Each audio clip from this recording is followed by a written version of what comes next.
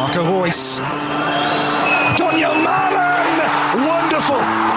Fantastic from Royce. Jude Bellingham, that's excellent. Jude Bellingham, this is absolutely brilliant. Jude Bellingham! Absolutely magnificent. Reina, brilliant from the American. Just like that. Not the best of clearances. Oh, what a volley! Matt Hummels! Grant in for Haaland! Like he's never been away. The man in front of goal who is simply deadly. Hey, welcome back to the BVB podcast. It's been a while, and I think I've been practicing my intros in the off season so I don't accidentally jump over the intro like I did on our last episode before the summer break. Thank you so much for joining us and listening. If you are a new listener, we really appreciate it. Make sure you follow us on Twitter, Instagram at the BVB Pod. You can email us thebvbpod@gmail.com. My name's Jake. Carver has joined me as always. How are you doing, man? How's it going? I'm doing great. Thanks. Happy to be back. Thank you to everyone for tuning into the show. And, it's an exciting time for Dortmund fans. While the new season is a little over a month and away, there's still a lot of really exciting news and events to discuss. So yeah, we're going to get into it. Yeah, we're going to get into all that. I also want to just say thank you for everyone who, we've still been seeing we haven't done an episode in maybe over a month. I don't remember the last. Yeah, we're on that end time. Of the season, but it's been a while. Thank you to everyone. I don't know if people are sharing the podcast or, like I said, new listeners who are finding us even with those old episodes, because we've still been getting some downloads, which is cool. Also, obviously, there's a lot of news and transfer. Everyone gets hyped over transfers and stuff. So we've still been updating our socials and everything, but just a lot of people have been interacting frequently through the socials. So that's why, again, if you don't follow us, make sure you follow us there. And thanks to everyone who's still sticking with us, even when we were taking our little break from actually recording any episodes. We're just starting, but I'm going to go slightly off script because I played that intro, and some people might be sad that they heard the Haaland goal, and which I am going to need to change out for the next season, which I will. That's why I'm going off script. I was going to ask right now, while you're listening, if you could pull up Twitter, Instagram, whatever your preferred social media is, Twitter or Instagram. We're not on TikTok. We're not doing TikTok, but your preferred social media, or if you want to email us, the bvbpod@gmail.com. If you, just off the top of your head, if there's a goal, if you have a goal from the season that you're like, oh, that moment was great, let me know. Get in Twitter, Instagram, or email us, and I will maybe pull that audio and go back, get that audio, and maybe include it in our intro for next season. Because we got to get, it's going to be, I think it's going to be hard to be as hyped as that Haaland, like he's never been away, but now he's officially away. So there's going to be plenty of those moments this season, I can guarantee you. We're gonna have some good ones. We're gonna have a 5-minute intro. Just every single goal. But yeah, if there's a goal that comes to mind immediately, you want to shoot us a note, that'd be awesome. But we got a lot to talk about. We've been getting busy. I mean, Dortmund, we said it before. We had episodes where we were already signing people before the end of the season, and right after the season. So is the transfer window officially open? It's open. Or officially opening soon. We got a lot of time to sign people. The end of this week. Good. So we got a lot of time to sign people still. I don't know if we are going to sign any more people. That's what we're going to talk about. But signings so far, the ones that we had talked about previously, we did get their jersey numbers, which I thought was exciting and a good way to start, because we're going to talk about signings. We're going to talk about some other Bundesliga news that's floating around. We are going to get into some Twitter and Instagram questions. Again, thank you for reaching out to us on socials. I think this was one of the most we've been gone a while, but this was usually when I put out hey, we're recording, do Twitter questions, or maybe it's because you tweeted it. Carver's been the one all over Twitter. I told him I had a soccer sabbatical. I haven't done anything lately. So he's been doing all the socials lately. Maybe it's because Carver tweeted, but we got so many people reaching out with questions, more than I think any other I've seen before. So we're going to get into Twitter questions, and I'm already rambling, so we'll see what else we ramble about. But yeah, so let's start with the transfers and signings we have in officially and their jersey numbers. Schlotterbeck getting the number 4. Number 4, yeah. Ozcan, if I probably said that terribly wrong. Ozcan. Number 6, Sule, number 25, and Adeyemi in his number 27. And then begs the question, is Haller going to get the number 9? I would imagine so. Yeah, and I know we were just mentioning official signings, which he isn't officially been announced, which is crazy. You toss around official however long you want on socials, but still, it's going to be, I would imagine, announced at the end of this week. I think it had to do something like with Ajax's financial books, and they wanted, things to show up in the next fiscal year or whatever for their business. But so we're going to the announcement of Haller was going to be postponed till July. So we're hoping by Friday or early next week at the very latest. But another huge addition to this squad. I mean, he is in his prime, and he chose Dortmund as his destination to spend those prime years in. I mean, this is another one of those statement signings, which you can go back to January when we finally announced Sule, and that was the same thing, another big statement signing. This is something where people can't just come online and say, oh, the player's just using Dortmund as a stepping stone, or, he's not in his prime yet, and he's going to go to an even bigger club at a different stage of his career. No, Haller is someone who's got something to prove at this stage of his career, and he chose Dortmund to actually win some silverware, and we are here for it. Yeah. It's super exciting. And there was so much, it seemed like there's so much mystery with this signing, or I guess doubt with this signing. He was the one where I think I saw more than some other ones. And I mean, we'll talk about more stuff where it's like, it looked like it might not be happening. Yeah, it was heating up for a while. And then with Kovacic, that's kind of started heating up. And then both of those kind of simmered away. And there was kind of nothing for maybe like a 2-week span. And it's like, are we going to get a new number 9? Who knows? But then Then it really heated up, but then within like a matter of maybe 48 hours, and it was like, deal done. Yeah, there was so much up and down, and I remember the comment, it was towards the end of the season. I don't know if it was Zorc or I don't remember who it was, someone on the board. They mentioned like, we have a number 9, like we have someone ready to go. Yeah. And then it was like, you're seeing all these news sources like, they aren't going to sign a number 9, and we're like, what is happening? And then so to get him, which, I mean, for where's the R in that, his name? Romano. Fabrizio Romano tweeted out, done deal, it's happening. They just need to wait to announce it officially. One thing I just want to point out and stick to, like, soccer fans, you support Dortmund, but not just looking at Dortmund, but how many clubs or how many fan bases are like, we need to make serious change. Like, fans are always calling for these serious changes, whether it's like an overhaul, but from the top, from like everybody. We need a new coach. We need new players. We need a new board. We need a new owner, like complete overhaul. We haven't got complete, but I'd say this has been so good. Like, this is like, we are getting what we, the fans, have been asking for and wanting. And it's like, holy shit, this is actually happening. Like, what is going on? Seeing just the top tier is Sebastian Kehl, like him taking over, really stepping in, and then just doing work. I mean, just killing it. I mean, he's only been in charge for a few months now after taking over for Zorc, and just putting on an absolute masterclass. And, it is an overhaul, and we've done incredible work in the window so far, which I will get to more in details in a bit. But, you have to realize, first and foremost, you can't fix everything in one window. It's just impossible. Anyone who's been asking for that, you're just being unrealistic at this point. But the club has really, again, went out and made some statement signings and put their money where their mouth is, and brought in some really serious talent. 31 million for Haller, I believe it was, plus some add-ons. I think that was our record fee for a player, if I'm not wrong. Going back before that, it was like Schürrle or Hummels. I couldn't remember between those two. But again, and I don't think that's really overspending for a player like Haller. I think he is worth that quality, especially in an inflated market like today in the soccer world. It's not really too much. I mean, it's $31 million, but at the same time, compared to what other people are paying for, players of like half that quality for double the price.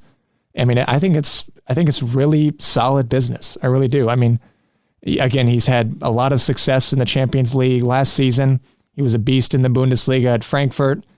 Some people may want to point to his time at West Ham that wasn't as so successful, but even he has come out and said that he just wasn't the striker that David Moyes wanted him to be, and I think he kind of accepted that because I think he's going to slot into our system really well. Besides him being a strong target man, he's a big dude. He's also fairly solid with the ball at his feet. He can dominate in opposition center backs, hold the ball up really well, good in the air. And you have players beside him like Royce, Bellingham, and Dahoud to do all that dirty work, press high and press well, to provide him with that support, provide him with those chances, and give him chances in front of goal. And he's going to net a lot of goals here in Dortmund. I think he's going to be a really top talent in the Bundesliga again. we are going to talk about. I know we got the question about like our starting 11. So we'll get into that a little bit later. But kind of on that note, I wanted to ask about, I guess, looking at maybe Adeyemi and our other attacking options. How do you see Haller? I know you said him slotting into our system, great. I still kind of almost see with the attacking power that we have, it's like not a false nine, but just kind of a rotating top three at times. So how do you see him fitting into that, or do you think we will play more of a direct striker, him up top? Yeah, I think it will be more of a one striker rather than a two striker system. I know they talked a little bit about it on the YellowWallPod, but when we go up against teams like Bayern, we're usually running a 4-3-3. Again, it's probably what we're going to be running against teams like them as well. Same thing with Haller, front three with whoever up top on the wings that we want to choose that day, whoever's fit, whoever's healthy, whoever's in form, and then have Haller going down that middle. I think he's going to be a great asset to that team. Again, holding the ball up well, being a target man, and being able to. He's a poacher as well. I mean, he's got a lot of different great qualities and aspects to his game. So, yeah, really excited. And not even just him, but you can go back and look at almost every gaping hole that we've had in this club, and we've plugged almost every hole. It's there's still some question marks here and there in different positions, but I have two things written down for our transfer window so far. One being smart, other one ambitious. And I cannot say either of those two lightly at all. First of all, smart because of the business that we've completed before the window has even opened. I mean, you look at some of the other quote unquote big clubs around the world who are struggling to put together a single signing so far. And here we are with 7 already completed, done and dusted, and it's not even July. And after all those transfers so far, including Haller, we've only spent about $80 million, which, again, $80 million is a lot. But at the same time, in this inflated market, to get 7 players in, a lot of them being extremely top quality in today's market, I think it's close to an absolute steal. And then going back to ambitious, I mean, the ambition that the club and the board has had to bring the personnel that we are bringing in, and not just signings on the pitch, but also off the pitch that we will obviously get to in a bit. But starting with Sule, already mentioned back at the beginning of the episode that another huge statement signing. He's a very similar position of Haller, around the same age, maybe a little bit younger, that's entering his prime, wanting to win silverware, believes in the project that Dortmund is putting on, and wants to compete at this level and has something to prove. Schlotterbeck, while a younger player than the other two, was pretty much unanimously seen as the best defender in the league last season, hands down. And he's someone who brings the right mentality to this team that has been lacking for I don't know how many years now.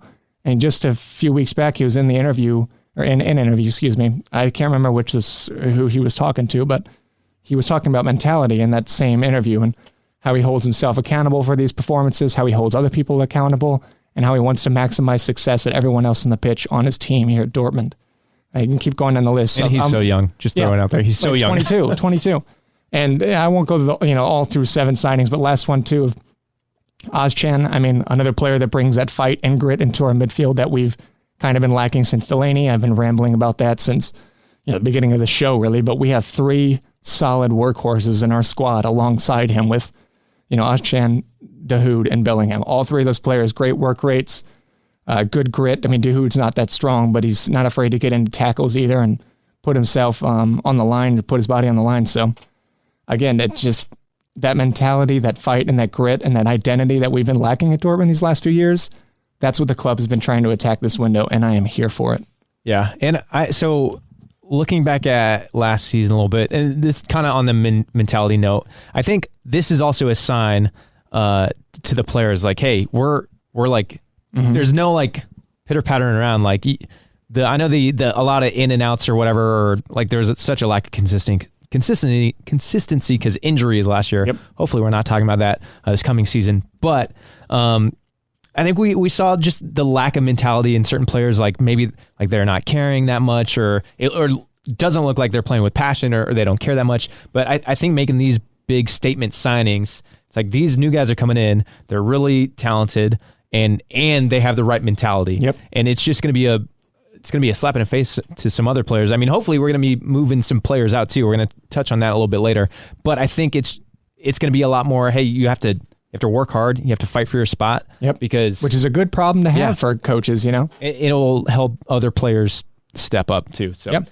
It's good to compete against your teammates like that. Absolutely. And again, Kale didn't go out to just try to get the best players in in the Bundesliga and try to get, I mean, even though having German internationals is great, I can't understate that enough. But again, he's also going at players that want to be here at Dortmund and are not using us to just 2.5 years max and then going off to another club. Players that want to make a statement here and leave a mark at Borussia Dortmund, which is just incredibly exciting. And then also, just lastly, I want to touch on, the signings off the pitch as well. I know if you go back to, I think it was like 2-3 weeks ago, the chief scout at Bayern, Laurent Busser,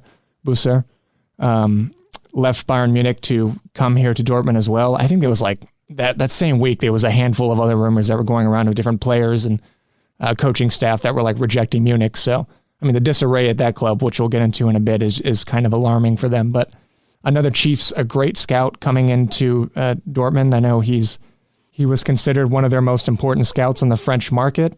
He was heavily involved with the signings of Nyanzu, their up-and-coming player. I know a great player for Bayern in defense.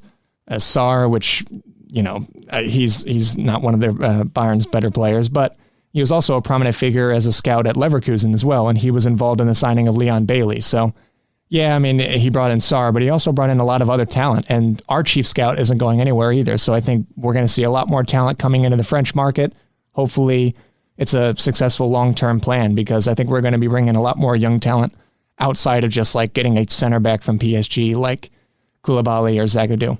This isn't just going to be like a Bayern bashing episode, and we might have a little, I guess we're going to have a little mini segment. Maybe this will be the segue into it, but also, like I said, I've been on soccer sabbatical, I haven't been paying too much attention, but one of their big signings is like Sadio Mane. Yep. And seeing that signing, it doesn't even like excite me in like oh no, like they got a really good player coming in, which he is. I'm not taking anything away from Sadio Mane, but looking at that type of signing, he is older. He's kind of on his way.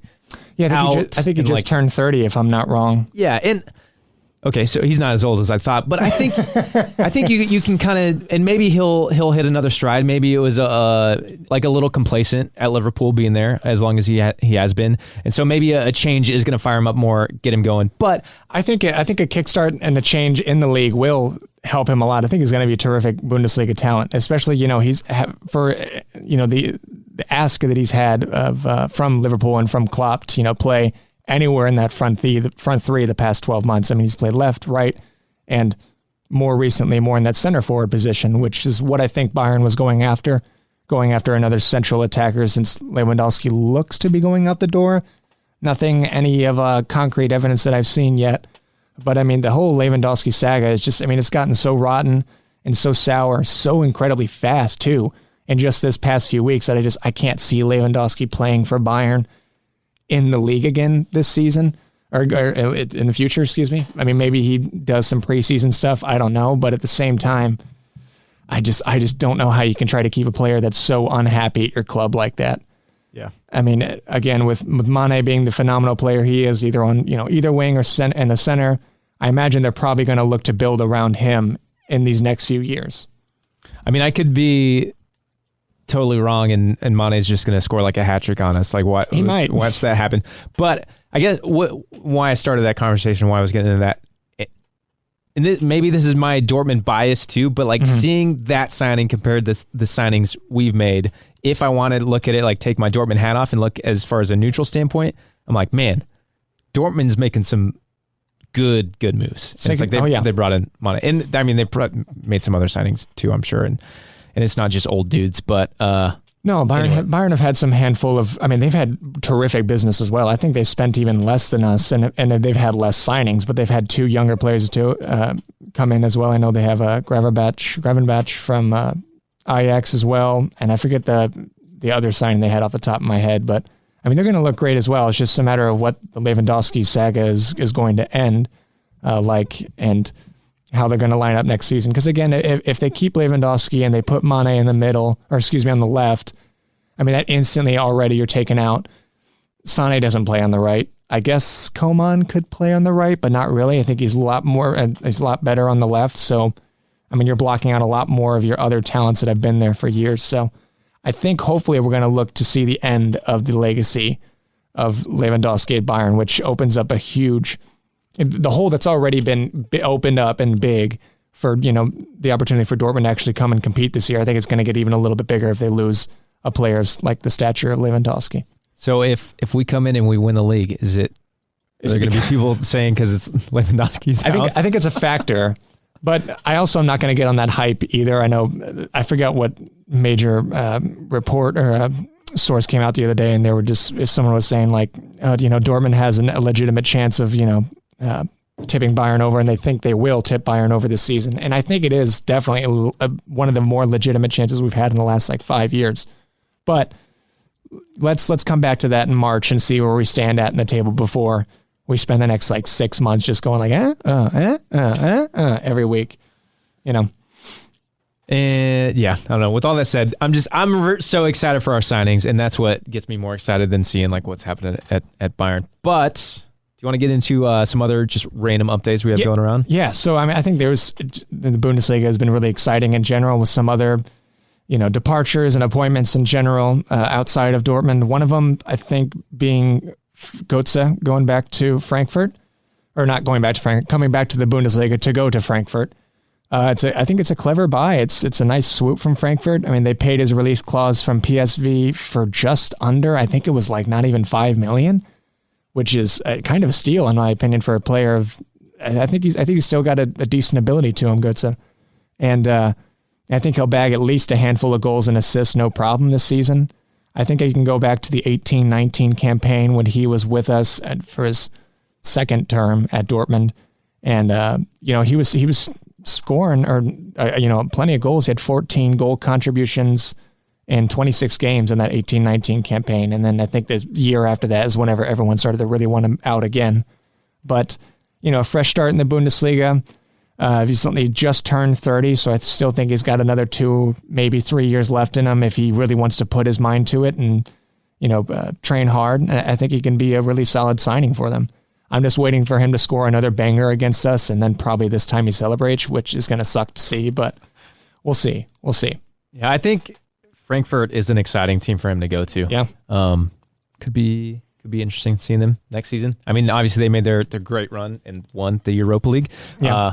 And part of me, it's because Knauf is there, but I'm part of me is I'm slightly a fan of Frankfurt. I like watching them and seeing what they're doing. And yeah, they are. It's gonna be exciting to watch him. And I think that is a pretty cool move too. So I'm pumped to see Knauf this next season as well. I feel like that spot that he was playing in, the role that he had in Frankfurt in this past 5 or so months is pretty much his for the taking. It looks like. I mean, he's been phenomenal for them in my opinion. So yeah, unless they sign someone he kind of took that spot. He was their starter in that position. So. Mm-hmm. Yeah, excited for hopefully the Götze has a nice time there, and also just excited for Frankfurt as well. And then the next thing is Farke to Gladbach, appointed as their manager on a 3-year deal, which in today's world, a 3-year deal for a manager, it seems pretty, it's pretty uncommon, which is just interesting to see. He was appointed as the head coach of the Russian side, Krasnodar, if I'm saying that correctly. But that was short-lived because of the Ukraine invasion earlier, so he I don't think he had a job for a month or two before he was appointed at Gladbach. But that's another exciting appointment for Gladbach, in my opinion. I mean, a memorable tenure at Norwich, gave them hope to hold on to, promoted them twice. He's a great manager, developed a lot of young talent, and Norwich fans just across almost every platform you could think of wishing him the best constantly since he's left. So while I'm not a huge fan of Gladbach, that's it's going to be exciting to see how they compete under him as well. Yeah, I was kind of surprised at this appointment. I mean, if Norwich fans like him, great. I almost look at the negative side of his tenure at Norwich though, because the criticism he got was he got him promoted, but also relegated never twice. Hang on. Yeah, I could never hang on. It seemed like he couldn't do what he needed to keep him up and maintain for even a 1 year. He couldn't keep him up for 1 year. It's like they just automatically dropped the next year and did not look good this last season at all. So it'll be interesting to see him at this level and see what, and because at Norwich he was backed. Granted, Norwich did lose coming into the Premier League. They lost some of their best players. They sold off some of their top players, but from what I understood, it's he was pretty backed. Like Norwich has a pretty good owner system set up to where like they were backing him, and yeah, I don't know, interesting. So it's just gonna be interesting to watch it. Yeah, I'm a little more skeptical, I guess, and was but we'll see. And I know he's got his flaws. I know he looked like he didn't put too much emphasis on his defense, at least not as much, I guess, because he was kind of forced to change his style once he came up to the Premier League. But he's still a pretty decent tactician, and again, developed a lot of young talent. It's a shame that he didn't get Josh Sargent cooking under him too much, and building the momentum for him. But yeah, again, just another exciting addition to the Bundesliga. I guess he technically didn't get relegated this last season because he got fired before they got relegated, but he did not set them up to stay up. So sorry, looking bad. Another one here is Favre is back, not in the Bundesliga, but he signed with Nice. Nice. I'm so sorry I had to do that joke. They finished fifth in in the league last season and are aiming for a European spot with Favre now.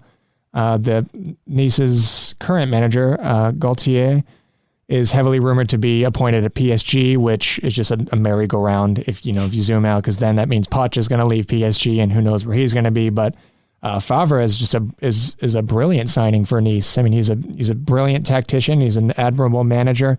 Had his flaws at BVB, and he wasn't the best man manager at times, but still wish him success at his new club. I think he's going to be great. Yeah, I was kind of surprised it took so long for like something to happen, and maybe me too. I know he was heavily linked with Crystal Palace for I think like a solid 2 months, like a year ago, and I thought that was going to be the move. And then I don't know if he backed out at the last minute or Crystal Palace did, but yeah, interesting to see. But yeah, and then also a quick side note about Favre at Nice, and this is just solely off of one single rumor I scrolled upon, and also just my personal bias. But you know who would be a great signing for Favre as a new appointment at Nice? Zagadou. Ooh, I said that after Zagadou's contract ran out, he should go back to France and really try to kickstart his career again. Being back on home soil, I don't watch the French league, so I might be totally wrong in this, but it doesn't look like maybe too much of like a physically demanding league, if I'm not wrong. And I think that could be a great spot for him. I mean, he was great under Favre. He obviously didn't play too much with injuries and everything, but I think he looked decent at times under Favre as well. He was a starter at half the time, and I think Zagadou would be a pretty solid signing for him. Where did Zagadou play before? Before Dortmund? Yeah, he came to us from the PSG Youth Academy. Okay, he wasn't on their senior team, if I'm not wrong. I think he was on their U23s. Okay. And that would be interesting to watch, because Dortmund made an announcement that they're not extending his contract, right? Correct. He's gone. But we just haven't heard of like what he's doing or where he's going yet. Yeah, and Zagadou I don't think he's even like really been in contact with any other clubs at the moment so far of where he wants to continue his career. So I think that could be a great next step in his career. He's only 22. He's got plenty of time if he takes these next few years to really try to gain some momentum and take his body seriously, of course, with the injuries, and try to get some form going under a brilliant manager like Favre. You have some relatability and some familiarity with a manager like that of that stature and ability. Yeah, I think that could be great for Zagadou. Kind of want to take a bet on that, like see if it happens. But yeah, me too. And then another update, just some random ones I just had over the past few weeks. I thought a lot of these were pretty interesting. But then today, this is just kind of breaking news, I guess. But Otto Addo, his contract was going to end at the end of this month, but he just extended it for another 3 more years till 2025 with Borussia Dortmund. One of our talent scouts. I mean, well-deserved. He's a great lad. At the same time that he extended this contract, he's also, early in February, he signed to be the interim manager of Ghana. So he's going to have both of those jobs at the same time, it looks like, which is pretty ambitious, but I'm here for it. I hope he is successful. And I think Addo had a few other offers. I could be wrong on this, and I should have kept the source on me, but I think he even had like links to other clubs for being an international manager. I think like Denmark was one of them, if I'm not wrong. So I mean, the man knows his shit. I'm glad that we have him here on our coaching staff. Again, we're really bolstering in a lot of different areas on and off the pitch, and excited to have Addo for another 3 more years. I mean, doing some international work, he's kind of scouting at the same time, so nothing wrong with that. And the fact that it's just interim, like, I'm not concerned about like too much responsibility being pulled one way. But good for him though. That's cool.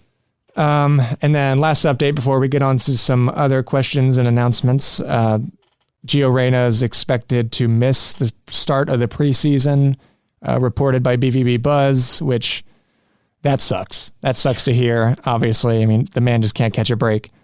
But at the same time, if he's, I've also seen that he's been doing very well on his road to recovery, and he's been doing everything right so far in the recovery process. It's just a matter of taking your time, being cautious, and listening to your body. I think Gio, if he takes his time, he's still got plenty of time at the end of the summer to get some good minutes on the pitch for a preseason and hopefully hit the ground running when the Bundesliga starts. There was a video on Twitter, it was a while back, but I think it was in Texas, Austin, and this random person like walking down the sidewalk or walking by a training facility or whatever, like just saw Gio Reyna in there like training and working out, like in his Dortmund gear. I don't know why, like the fact that he was in his Dortmund gear, like in America, I was like, sweet. Like, I don't know, there's something cooler seeing him like in his gear. So I don't know if he was working with a specific Dortmund trainer, if like one was here with him or what, but that was cool. I think it might have been around when USA was playing in the that makes sense. In Austin. I think it was around that time, but yeah. That was the interesting thing, like seeing him, if he was kind of like with all the US guys, like that he was wearing his Dortmund gear and not like USA Nike training tops or anything, but yeah. And well, also, I mean, obviously too, it's not even a matter of also or just solely hitting the ground running in the Bundesliga. You obviously want to stay fit, stay healthy, and keep your body in check for the World Cup coming up as well. I mean, Gio is so vital for this men's national team for America going into Qatar, and we're going to need all the players that we can get for our squad, because a lot of positions for the men's national team is just up in the air, in my opinion. We're not certain on a handful of different roles, and I think Gio slots in perfectly to linking our attack. So, yeah, for Dortmund and U.S. sake, let's keep our fingers crossed for Gio. That is like, he's kind of got, like, it seems like some of the positions for USMNT are up in the air, but it seems like because we haven't seen. We just haven't seen the best. It's like we can't. It's been 4 years and we still haven't really seen the best. Isn't that crazy? We haven't put it fully together. It's like it's not. It's like there's some competition there. So if he gets back in, if he gets healthy, like you got, I mean, Weah, Aronson. You could go down the line. Some other guys coming through. Like, so there's some serious competition there. And then on the Dortmund side, like he's got competition there too with Adeyemi coming in. Mullen. And if Brandt stays and is playing well, like it's like, man, he's got a. I just want, this is the U.S. bias, but I want to see him. I want to see him play well, and I want to see him all the time. Me too. But again, that's a good problem to have. That pushes you to be better once you're uncomfortable, and as you see your teammates around you trying to push themselves again as well. So, yeah, all the best luck of just Gio to a speedy recovery. I mean, I feel for the guy that he didn't play much at all last season. Only a handful of starts and handful of games in general. So how do you feel about, I just thought of this, like do you feel like it's a miss having him out, or like do you feel comfortable knowing that we have some good other options in that? I honestly do feel pretty comfortable in the preseason because we have so many attacking options. I've seen people say like we're missing wingers, and it's like, I mean, I guess if we're going to offload some players, I can see your point, but I think we have plenty of wide players at the moment. And you have Mullen, you have Bino Gittins coming through the ranks. I imagine we're probably going to get rid of Hazard, so maybe not him. But I mean, Adeyemi is probably more of a wide player than a central striker. Gio also plays on the wing too at times. I mean, he's played right and left, so I'm not too concerned with us having not the personnel that we need for preseason. I'm way more concerned come late July, early August if his status is still questionable. Yeah. So a lot of updates, but that's just things I thought were pretty interesting over the past few weeks. But then, we have some Twitter questions before we get out of here, and then we have a big announcement as well. I forgot to mention at the beginning, but thank you so much for everyone who reached out. Twitter at the BVB Pod, Instagram at the BVB Pod. I don't think we got any emails this time. No, we've been getting some emails. Yeah, with some questions. I read this question as Chan. Chan. And I was very confused. This is very hard. So the first question from Paolo, can Bellingham become a BVB captain and legend? Man, one can hope. One can hope. I get a little, I salivate a little bit. We'll look into this question every time, man. I hope to God Bellingham wants to be a player that can really just like be a staple in this Dortmund side for years to come. I'm not saying the man has to spend his entire career here, but he's also, again, only fucking 18. And I think he can, and I think he kind of should, really try to, again, make himself a staple here and spend the next 3-4 years here in Dortmund and solidify himself as a legend at this club. And I think if he does choose to do that, even for another 2 or 3 years, I wouldn't really be too opposed to having him as a captain. I know, I guess Royce's future is kind of coming to an end in the next year. I know he has 1 year on his contract. I imagine Royce will extend another 1 more year. But after that, I don't know, maybe it's just me, but I personally choose Jude Bellingham over someone like Mats Hummels all day for a captain. He's what's not to like about him. So hopefully, I think this question can be asked next summer because already Liverpool and Madrid are like saying he's going to be their top targets come the summer of 2023. So I can't say for certain yet. Depends how much he wants to, stay here and see how the team's performing come this fall. But yeah, one can hope, man. That is my dream to see him stay here like that. Yeah, I mentioned it before, but that's like my biggest fear is that he's just big teams are going to come in for him, and it's going to be just because he's so young and he's so good, and I think it's going to be so like nearly impossible to hang on to him. I hope so, and I think we even probably said it at the beginning of the summer. The moves we're making and the signings we're making and like how serious we're taking everything right now. That's what we need to do. We need to keep that, and we need to show him that hey, we can get back to the level where we're like serious Champions League contenders, who can go for the title and be like win the Bundesliga a couple times with him, and a couple more cups. Like give the man some trophies. Give the Royce the trophy too. He spent a decade here and he still is yet to lift the Meisterschale. So to see Bellingham and Royce, lift that trophy, that'd be a sight to see. Okay, well, I'm glad you mentioned Royce because off this question, I did want to ask, looking into next season, and we'll talk more about it, but specifically the captaincy, do you think Royce still captain this coming season? Yes, I do.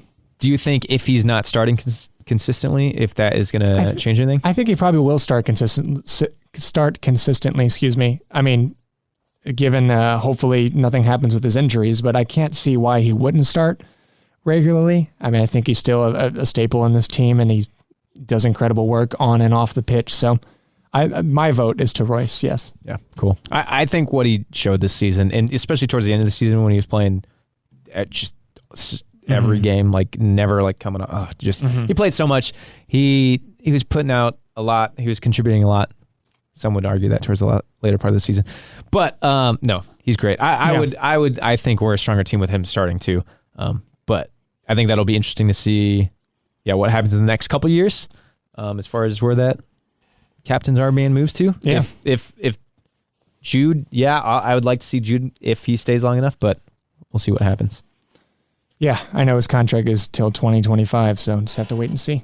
All right, next question, which we had a lot of, if you asked this question, there's a lot of people who asked this question, so I'm not going to do specific shout-outs because the list would be way too long to read. Who are we expecting Dortmund to offload this summer? Which is probably already a given. I would imagine most people already know the 3 names I'm going to throw out there. Schultz, not that we want Akanji to leave, but Akanji's probably out the door, as well as Hazard. That is going to be a really interesting next 30 days to see who leaves and who doesn't, because that depends on obviously who we're going to buy after that. But I've seen links pop up here and there with Newcastle for Hazard. Hazard would probably do pretty well with Newcastle. I know they're on just a new frontier of becoming a whole new club with their new owners. So I think Hazard would do well at Newcastle. And maybe I'm just saying that to offload the guy, but get some quick cash out of him. Schultz, that I feel like he's going to be a little tough to get rid of just because no one's really interested in him, which sadly, rightly so. Originally, I think a few weeks back, there was a little bit of noise made with him and flirting with Fenerbahce in Turkey. but those have piped down a bit. Unfortunately, I haven't seen too much pop up for Schultz since, but yeah, one can hope. But at the same time, I would also, I mean, if he gets out the door like at the last few weeks of the transfer window, we don't have a backup for Guerrero, that's more concerning for me than anything. You know, we're already kind of stretched pretty thin in certain areas, and arguably the most being the left back position, and center back position. And then lastly with Akanji. Now Akanji might have a few different options. He's obviously a really talented center back, one of the most underrated defenders in Europe, in my opinion. One of his destinations that could happen is Juventus. De Ligt might be headed to Chelsea under Tuchel. If Juve get rid of De Ligt, they're obviously going to need another center back. And I think Akanji could slot in perfectly at Juventus. And it sounds like he wants to try something new, and that could be a destination for him to really go and flourish. So those three players, ideally, we could get all three out and see what we do with the cash. I know Raum is obviously just the talk of the town for everyone, but it's just a matter of also with those three, or at least two of those three, and on top of Guerrero leaving, which I'm not really huge on everyone just immediately pushing Guerrero out the door just because he had one lackluster season. Yeah, I mean, he's not a left back, but like you knew that from the beginning, so nothing's really changed. It's just a matter of how you use him. So yeah, hopefully we can just get something sorted out with the left back position, because that's like the one area that's still sort of concerning for me. I know there was a specific question too about, I mean, along these same lines, but Brandt, and I'm just going to throw it out there. Yeah. I'm still a Brandt boy. Me too. I think Carver's still a Brandt boy. I think he still has a spot in this team, and yeah, you can, a lot of people hate him, but if you look at his contributions from last season, his numbers are still up there. He still gave us a lot and just provided a lot for the team. So yeah. I hope he stays. No. Which there was a lot of, I guess, I don't know, there were some talks from him or his camp or agents that he might be looking to move, and I would be sad if he goes. I hope he stays. It was uncertain. It was uncertain, but at least for a little while. But it looks like he's pretty locked in for this next season. That's what I'm hoping for, at least. I mean, 9 goals, 8 assists last season. That's the most that he's done or contributed by far in his Dortmund career here.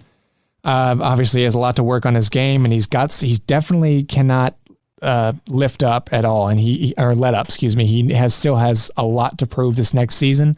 And if he doesn't come out of the gates, swinging and has a solid season this year, I think he's out the door next season, no question. So hopefully he can come out and try to prove himself at the level that he knows he can play at this fall. And yeah, he's going to be a great addition to the squad still. Just a matter of how much he wants to apply himself. All right, next question from Udis on Twitter, if I'm saying that right, hopefully. How can Terzic fully utilize these new signings? Which is a good question.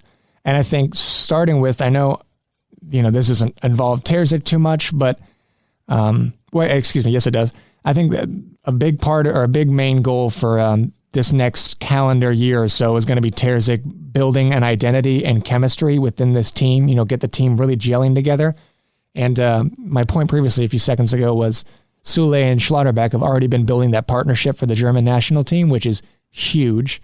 And at the same time, they're going to have a full preseason together, too, this summer as well under Terzic. So I think those two are going to be utilized really well under Terzic. Again, building that chemistry back and forth with those two. Terzic already is a really solid man manager. He uses young players really well. So hopefully he's going to give Moukoko more time and just keep building that unity throughout the team. I mean, we're going to get we'll get to our season predictions and goals later in July. But again, that is what I think we should be going after, trying to get an identity in this squad and build some unity for the club. Yeah, I think just Schlotterbeck and Sule, those players coming in, like we mentioned it, how when Rosa got let go, and as far as seeing a team with Rosa signings, but I mentioned it back then that these two signings could come into any team and they're going to improve it. Yeah. So it's just a matter of, like you said, getting them to gel together, getting them to play together and build a bond. And I just think I'll say it again, with how much like revamp we've been doing, it's just refreshing the whole club. It's going to be beneficial to the guys who are already there. The guys, it's going to encourage them more and get them hyped. And I don't know, I think it's this summer when they all get back together, it's just going to feel fresh. And it's going to be really motivating and encouraging for them to, all right, let's do it. Let's get going. And Yeah. It's just going to be a fresh start. So I'm. Yeah, and I think he's going to be pretty successful in that aspect of building that unity and identity within Dortmund. I mean, he knows the club through and through. He's been a fan for way before he was involved in any sort of professional football. So, excited to see what he can do.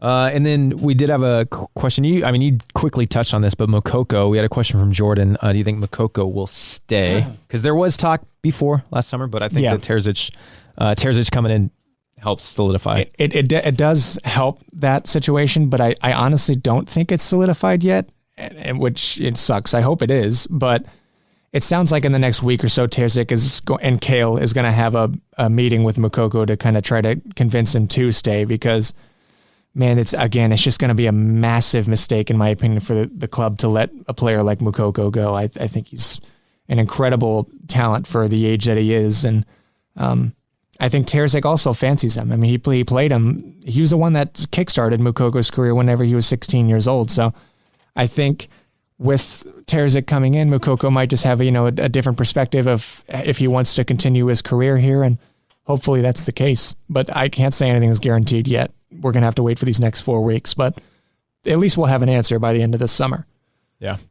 Next question, which again we got from a lot of people, but looking ahead to next season, we are going to do more of a full season preview, like you said, next month. Next month is in like a few days, but in July. So when we come back with our next episode, we'll do like a full preseason thing. But as of how we're looking now with the signings we have, projected starting 11. Yeah, this one's an interesting one as well, because my starting 11. I need a piece of paper. Is it's got to be a 3-4-3, but at the same time, that's my preference at least. But I mean, everyone's already probably going like, oh, you only have 3-4 center backs that are ready to go, and there's no way you can go through a full season of them starting every time, which I totally understand that.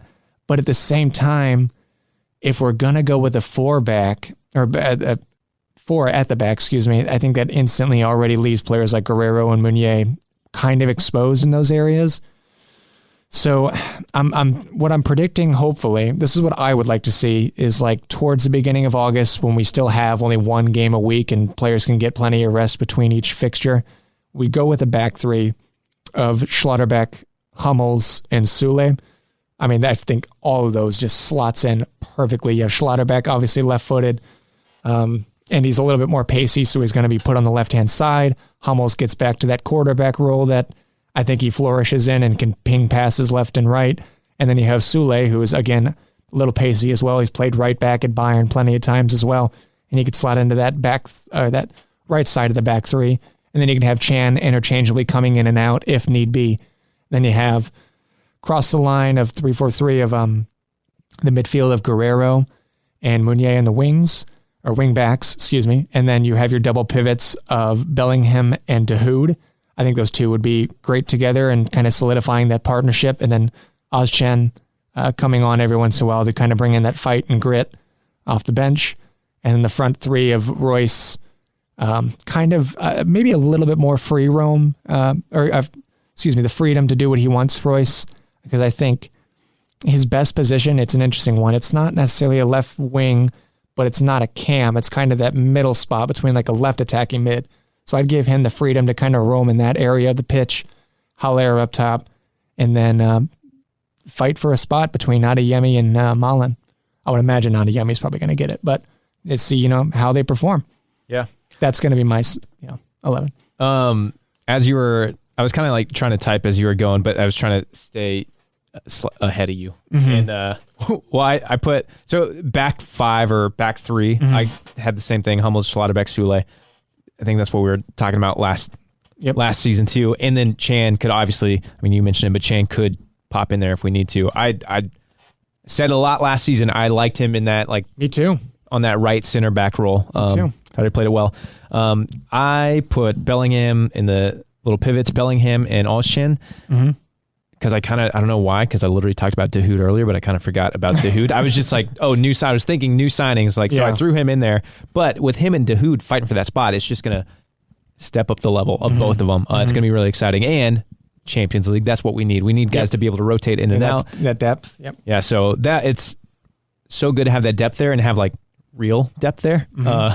And not just like, hopefully someone can slot in. Yeah. And then, I had Adeyemi, Royce, and Haller up top. But yeah, that Adeyemi, it's easy because like we paid a lot for him, and he's a young German international, and he's done good things in Champions League, and he did amazing things with Salzburg. So it's exciting, or it's easy to think, he's going to start right off the bat. But we do have some other good attacking options, especially if Gio does come back and is super healthy. They're going to be fighting for that spot. And again, depth, competition. Yep. It's just it's a good sign. It's good to not know what the lineup's going to be based on the mystery of who's injured and who's healthy. Yeah. But like just to and who's going competition level. Yeah, and who's potentially departing as well.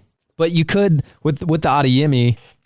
I mean, hopefully he just hits the ground running, but we don't know for sure. Like he is young, and coming in the Bundesliga could be a bigger step than what we think right off the bat. So it'll be interesting to see how he starts the season, and just how quickly he can kick in. And then last thing too, if you go with the 4-2-3-1, which is fine, but at the same time, again, the weaknesses already pointed out, and then also on top of that, it's going to be difficult for me to kind of picture where I'd put Bellingham into that 4-2-3-1. I just don't think he's much of a holding midfielder, and having all that defensive responsibility. So, and if you put him in the attacking role or left attacking role, which he played at times this last season, which he flourishes in, don't get me wrong, but at the same time, then you're taking away a lot of your attacking options. So I got to go with 3-4-3 personally. I just want to see a consistent formation. I know that like you can change tactically depending on who you're playing, but I just want to be a team that other people have to adjust to us, and I just want to see consistent thing. That was something that was so frustrating. As far as, I mean, we line up like we didn't know who was going to be in there, but the biggest thing is like we don't know what formation we're going to come out with this week. And even while we're playing, like I don't know, they're kind of adjusting on the fly and in different game scenarios. But I hated not knowing what we were going to play. Like it was so frustrating. Yeah, and not even just the formations, but just the systems, the philosophy of our game, how we're going to go about attacking and defending, all of that. It was just always up in the air. Yeah, I think something exciting. I'm going to go back again to the revamping, overhaul, what we mentioned before, and I didn't touch on this, but we touched on Kale being like kind of at the top, changing that, and then all the signings that he's brought in. But now that we're a little separated from the Rosa thing and the Terzic, because I know there's kind of mixed emotions when all that happened, I'm excited. Like I'm excited to just like overhaul everything. I'm excited to start fresh, and I'm excited. Just I think them signing Terzic and just like the faith they're putting in him, and just the look at like, all right, we're overhauling. This is our new starting point. We're moving forward from here, and we're building out a project. Kind of, we're gonna let him do his thing, and we're gonna start with some really good foundations with these big signings right off the bat. So now that we're a little more removed from the Rosa thing, like I'm more excited than anything to just, here's the plan, here's what we're doing, let's do it. Yep. All right, so I mean, is there anything else you got before we got our announcements? Do you want to do this last? Just sorry, I skipped over that one completely. Shout out to Nathan from the Borussia STL. Love you, Nathan. And your mustache. Yeah. The Borussia STL supporters group. Should Royce play in the World Cup? Which I feel like he kind of already answered it with that question, because I have to agree with what he was saying of, obviously you want to see him flourish in the national team level, but at the same time, how much can you push the man? He's 33 and he's performing at an incredibly high level week in and week out for, more than one game a week. So it's tough. And also at the same time, I'm leaning towards no, because you have also to look, if you look at the German national team and how much talent they have coming through the ranks in that same position. I mean, you have Sané, of course. I mean, you have Adeyemi coming in. I mean, obviously he's a little bit more of the right side than the left side, unlike Royce, but you have Musiala, who plays on that center mid / left attacking mid role. I mean, a lot of great talent coming in from the German national team. And then obviously you have Muller and the attacking hole as well, which, he flourishes in as well and just makes that German team tick.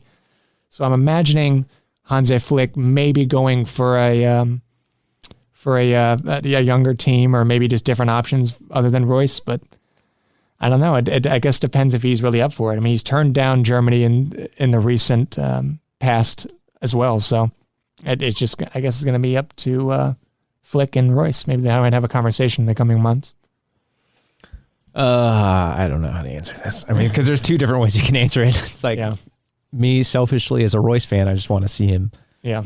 I just want to see. I want to see him have the success, but at the same time, it's like when Germany and U.S. comes down to it, I'm going to be cheering for Germany. So I got mixed feelings about it, a lot of stuff, and then also from the Dortmund perspective, I don't want him to get forced in there to play and then get burnt out or injured. Yeah, that's what I'm for saying. Dortmund when he is still one of our our main starting players and our captain. So I don't want to see him get injured and be out for Dortmund stuff. I'd rather see him performing.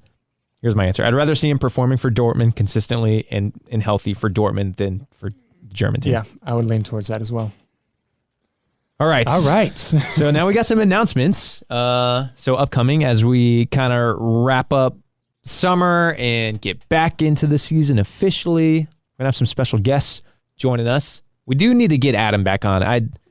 We need to get Adam back on. We're going to have Adam back on. We'll have Adam back for sure. We're going to need some women's updates before the season starts. But some new guests coming on. Brian who is a contributor and writer for BVB Buzz, so you might know him on Twitter. He's going to be joining us on July 19th is when we're recording, so the episode will probably be out the 20th. Yeah, we're going to take a few more weeks off, and then we'll come back probably for good towards right before the Pokal game in late July. So we'll have Brian on. Very excited to have him. He's going to have more insight than us, I would imagine, on a lot of different things. So if just the name like Brian from BVB Buzz doesn't sound too familiar, I guarantee if you follow BVB Buzz and you've read any of their articles, I guarantee you've read some stuff from him. Yeah. So. Yep. And then in August, we have another guest that we're going to be having on. We're going to be having on Stefan Boskol from the YellowWallPod. That'll be towards the the middle of August. And we're incredibly excited to have him as well. I'll say it again once we have him on, obviously, but I'm a longtime fan of the YellowWallPod, and I love Stefan's work. I think he's a great guy, and he's an admirable dude as well. And I'm extremely excited to have him on as a fan of his. Yeah, it's going to be awesome. And then, of course, throughout the season, Carver and I think we might have mentioned before, we had a meeting earlier to talk about what we want to do and what more stuff we want to do for the season, whether it's live streams, Twitter Spaces, that kind of stuff. We don't have a solid plan for I can't tell you, watch out for a live stream every week. Yeah. But it's something we're going to work with, maybe some pregame, postgame stuff or halftime streams or Twitter Spaces. So it's just other stuff we're thinking about. If there is something we're like, hey, it'd be cool if you guys did this, I'm open to take some suggestions. Yeah. So again, the goal, any goal that comes to mind, if there's live streaming or any other platforms or anything, we're open to suggestions. Yep. So just hit us up with anything. Before we wrap up completely, I'll throw some dates out there as far as upcoming club friendlies that we have and just some off-season, preseason stuff. Yeah. You did mention the Pokal game, July 29th, which is exciting to have an official game pretty soon. Yeah. We do have a club friendly coming up on Tuesday, July 5th. I have no idea who this team is, but it's Lunaire SV. I don't know where they're from. I don't know where the game's playing at. I have no clue. It's probably been posted officially somewhere. And again, I'm on a soccer sabbatical, so I don't know. And then some other we do have another friendly on July 9th, but notable games, July 18th, we're playing Valencia. July 22nd, we're playing Villarreal. And then, of course, that's leading into the Pokal game. So just those games coming forward. Also, Carver, I feel like you got to talk about the fact that you're going to Germany. So we got to talk about that. There's not too much to report. I thankfully have pretty much everything solidified for tickets and everything. But I'm going to Europe for a trip with someone, and then towards the end of the trip, we're going to be in Dortmund. I chose Dortmund just because it's my little slice of heaven, and then we're going to be there for the Werder Bremen game. Very excited for that. So we will have a virtual episode in August whenever I'm in Germany. Or in Dortmund specifically. So yeah, for that game on August 20th. So if you're in Dortmund and you're going to be at the game, you should probably hang out with Carver. And I don't know, that it's just so cool. So we're going to have It's gonna be awesome. It's gonna be Carver's going gonna to be posting so much. Oh yeah, I'll be much spamming our Twitter for sure. Oh, it's gonna be. I feel like I'm going, and I'm not going at all. I'm gonna be really. I think at the time I'm gonna feel like I'm there. I'm just gonna be like, I'm so excited, and I'm not even going. Yeah. So yeah, all that's coming up. That's it for this episode. Again, we're gonna be back in July, and follow us Twitter and Instagram at the BVB Pod. You can always reach out on email if you want, the bvbpod@gmail.com. If you like hanging out with us and you have yet to throw us a rating on whether it's Spotify, you can do the rating, or you can't leave a comment on there, which is a bummer, but you can give us a little 5-star rating. We'd really appreciate it. It helps get the word about the podcast out there. You can also leave a rating, and if you want to say something nice on Apple Podcasts, if you listen there, that'd be cool. If you want to say something mean, you can just DM us, like I said before, and then we'll hash things out. We'll figure it out from there. But thank you so much for listening. Really appreciate it. Carver, thanks as always, man. Yeah, thank you for having me, and thanks for tuning in as always.